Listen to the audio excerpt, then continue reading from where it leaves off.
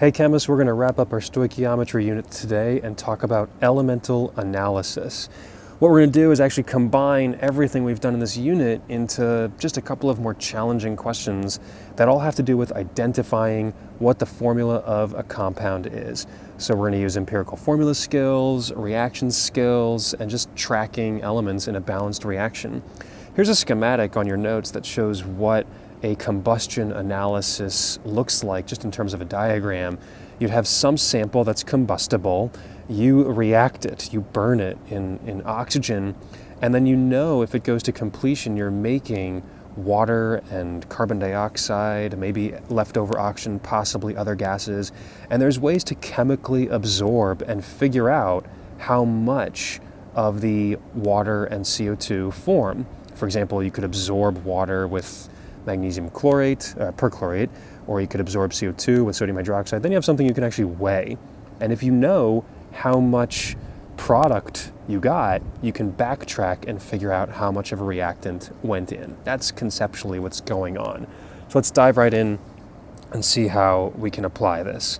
So here we have some mass of an unknown compound. We know that it contains three elements, carbon, hydrogen, and nitrogen. We react it with oxygen, I'm assuming excess, and indeed that is for elemental analysis, and we make these very specific masses of CO2 and water. We want the empirical formula. Well, the key is, look at this reaction. All the carbon ends up in CO2, and all the hydrogen ends up in water. So if I know how much CO2 I made, I can figure out how much carbon I had. And if I know how much water I made, I can figure out how much hydrogen I have. And then if I know how much this thing weighed in the beginning, by mass difference, we can get the nitrogen. And then we can use that and turn it into an empirical formula. So let's set this up. Everything is based on mole values. So my moles of carbon are going to be based on that mass of CO2, 0.1638 grams of CO2. There is 1 mole of CO2 for every 44 grams of CO2.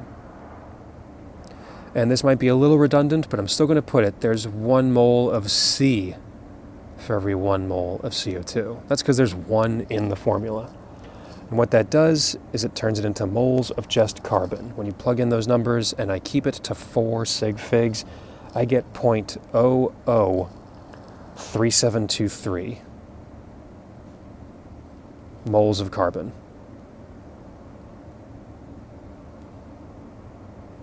Now let's do the same thing for hydrogen. All the hydrogen ends up in the water. So how much water do I have? I have 0.1676 grams of water. So 0.1676 grams of H2O. First, just mimicking what's right above it, convert it into moles. There's 1 mole of H2O for every 18 grams of H2O.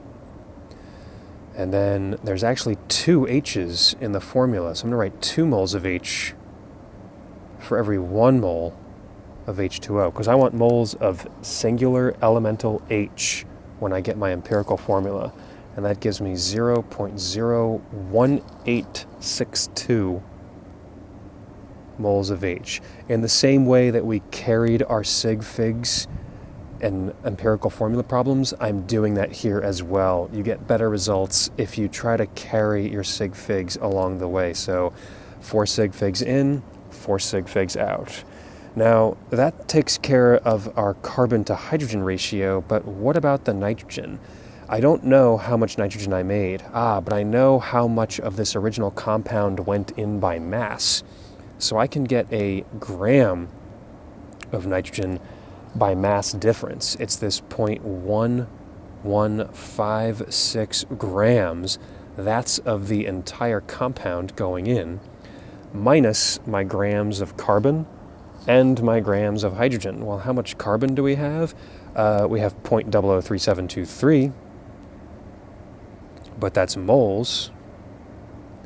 However, if I multiply that by 12, that's my grams of carbon, isn't it? And then my grams of hydrogen are the same as the moles, because hydrogen weighs 1, 0.01862.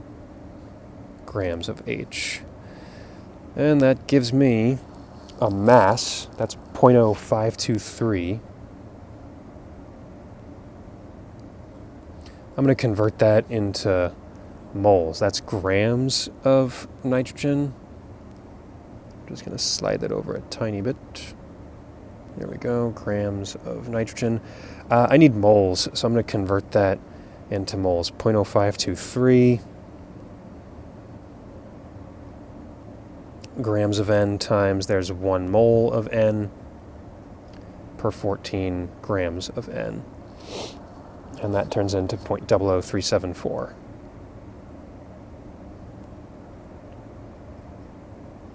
Okay, that was a lot of work. Let's recap what we did, and then we'll understand why we did this. We first turned our mass of CO2 into moles of C, and I'm going to highlight that. I need that number, 0.003723. Then we turned our mass of water into our moles of H. That's an important number as well. To get the nitrogen, we had to do some pretty roundabout stuff, didn't we? We took our mass of our starting compound, mass is conserved, and we know that that 0.1156 only includes carbon, hydrogen, and nitrogen. So we can subtract our mass of carbon and our mass of hydrogen, and then we're left with our grams of nitrogen. You quickly turn that into moles. Now you have a moles of nitrogen, and now we have a mole-to-mole ratio of every element. So we're set up to get an empirical formula. Our empirical formula is C 0.003723, H 0.01862, and then N 0.00374. And if you remember what we did when we learned this a couple of days ago, you normalize. So you divide each of those by the lowest number that happens to be the carbon value. So 0.003723, 0.003723, 0.003723. Carbon, you obviously get exactly 1. Nitrogen, pretty close to 1. And when you plug in the value for hydrogen, you get almost exactly 5. So your ratio, when all this is done, is going to be 1 carbon, 5 hydrogens, and 1 nitrogen, CH5N. That's your empirical formula.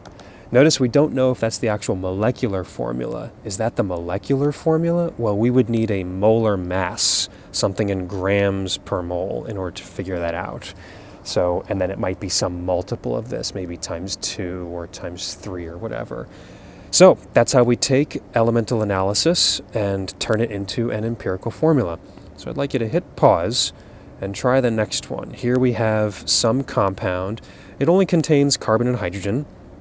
It produces a specific amount of water, and we don't know how much carbon dioxide, but once again they give us the amount of the original substance. So I have some hydrocarbon, CXHY, produces CO2 and H2O in a combustion reaction, 47.6 milligrams, gives me 42.8 milligrams of water.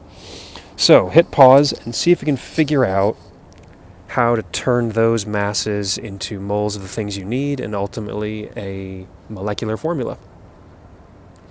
Okay, so I'm going to start with the given amount of water and actually turn it into moles of H. And I'm actually going to keep it in milligrams, and we'll see if this works. It should work, but if I want to keep my milligrams, that means I'm actually solving for millimoles of H. So I'm going to do that. That's very sloppy. Let me write that again. How many millimoles of H? That's based on my milligrams of water. So 42.8 milligrams of water. That's where all the hydrogen ended up. Water weighs 18. So there's going to be 1 millimole of water per 18 milligrams of water. I can just keep the milli in both the numerator and the denominator, and it doesn't change anything. And then in 1 millimole of H2O, there's 2 millimoles of H. I need that 2-to-1 ratio because I want millimoles of H. So 42.8 times 2 and divided by 18, I get 4.76 millimoles of H. Now the carbon, I have to be a little clever. I have to take my mass in the beginning and subtract the mass of the H. So the mass in the beginning is 47.6 milligrams of this unknown hydrocarbon minus what we just found out, 4.76 milligrams of H. So 47.6 minus, ironically, 4.76 gives me 42.8. That's milligrams of carbon. I want to get it into moles or millimoles. There's 1 millimole of carbon per 12 milligrams of carbon. And that gives me 3.57 millimoles of carbon. So we're set up to get our empirical formula because now I have my mole to mole ratio of each one. So I'm going to write it C 3.57 H 4.76. You divide both by the smaller 3.57. That becomes C1. And actually when you do this, you get like 1 and 3 repeating, don't you? So you got to normalize that again. That's essentially C1H 4/3. So I'm going to say C3H4 by tripling each one. But we're actually not done. That's just my empirical formula. And that's all we're able to do with this. To turn that into a molecular formula, I need one other piece of information, and it's this molar mass. They're very annoying. They say it's between 115 and 125. Okay, well, let's figure out. My empirical mass is 3 carbons and 4 hydrogens. So it's 3 times 12 plus 4. That's 40. And then just count up. Is it 40? No. If I double it, it's 80. No. If I triple it, it's 120. That sounds good. Because it's between 115 and 125. Well, it could be 120. So let's just triple this. And then you get C9H12. And that's your molecular formula. Remember, we couldn't get that without the molar mass, which happens to be 120, right in the range that they said.